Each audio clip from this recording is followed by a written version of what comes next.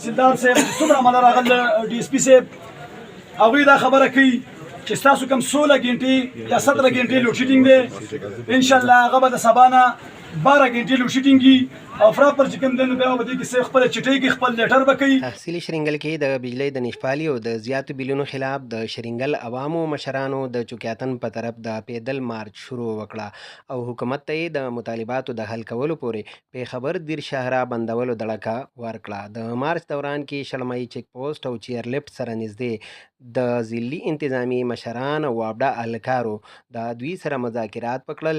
د عوامو مسلې باورېدې او دوی ته یقین دهاني ورکړه چې لوډ شیډینګ به کمولی او اور بیلینګ به ختمولی شي. د عوامو وینا وه چې که په مطالباتو زر تر زره غور ونه شو نو یو ځل به بیا په پوره قوت سره احتجاج کولی شي. دې موقع د ضلعي انتظامي وینا وه چې په دې لړ کې به یو خصوصي لیټر جاري کیږي چې د هغې کاپیانې به ټولو عوامو سره شیر کولی شي.